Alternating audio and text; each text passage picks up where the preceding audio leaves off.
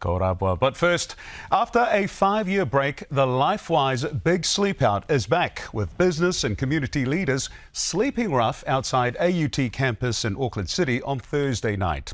It was all done to raise funds and awareness of homelessness, where currently more than 4,000 whanau across Aotearoa are homeless and sleeping rough this winter.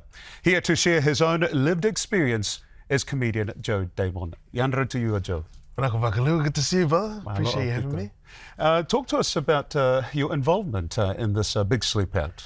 Yeah, so Karen Coleman, who's one of the big organisers down at Lifewise, she kind of reached out to me a few months ago about coming down and speaking both on my lived experience and then my experience managing to, I guess, get myself out of those circumstances. And it was the first time I'd ever really spoken about it in person publicly, so it was something that I was really scared of and was difficult, but I mean, I'm so grateful to her for opening that door up for me and for you for having me here to speak on it more. Yeah, we'll get into it very soon, but in terms of this kaupapa, many people turned up to stay overnight at AUT to raise some funds, and they were able to bring in various leaders from various sectors and Pasifika as well, because I guess it impacts everyone. Yeah, and I mean, I really don't think a lot of people would realise how amazing it was the evening that they sort of put together, and the people that had come through to support it. It was, as you said, a lot of leaders from the community and around the country, to be honest. So even I myself, who was, they got involved early, was still shocked at how amazing the event had sort of come together. And yeah, I definitely want to be involved in spreading the word for next year's and further on as well. Good on you, brother. Tell us about your own experience, because this is something that you've also experienced, if you don't mind sharing with us. Of course. Yeah, it was sort of a tough, when I was 23, I lived out of my car, as part of my own experience of homelessness. And believe it or not, Johnny, I'm 30 now, so just turned 30 a few days ago. And happy birthday, I appreciate it, brother. Yeah, I know I don't look a day over 23, but but yeah, it was sort of a time in my life, and I think, at least in my experience, those early 20s is sort of such a pivotal time because you're trying to move into independence, but to be honest, you don't really have the skills or tools to be.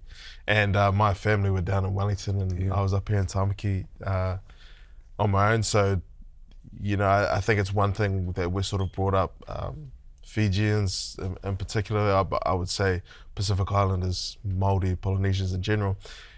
We spend a lot of our life, and my life was very much the same, growing up in a community where, you're supposed to give what you can, and there's always people that need more than you yourself. And I was brought up in a household like that. And it's such a beautiful way to live, and it's the way that I hope to bring up my kids and my family. But it's also something that makes it very difficult for when you fall into circumstances. How did you get through it, brother? Bro, to be honest, the biggest thing for me was a routine.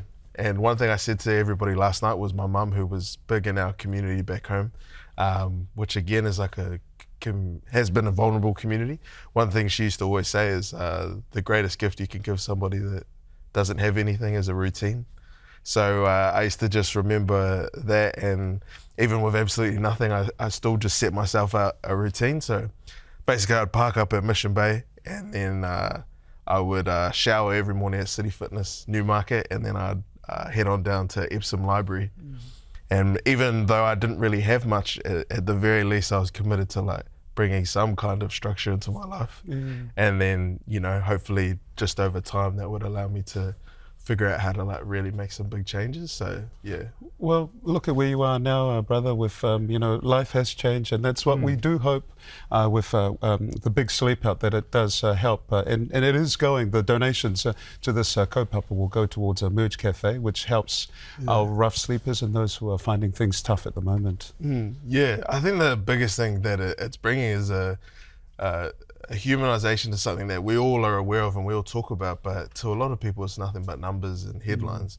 But I think when you put a face to to these experiences, and you speak to them, especially from a place that I guess I speak from, where it's like actually something that all of us could find ourselves in through no fault of our own. That's really what Karen sort of opened my eyes up that I could speak to, and I'm grateful that she did. So, yeah. Well, God bless you, brother, and this wonderful kaupapa. All right, korabwa, and you can donate to Lifewise by following the link below.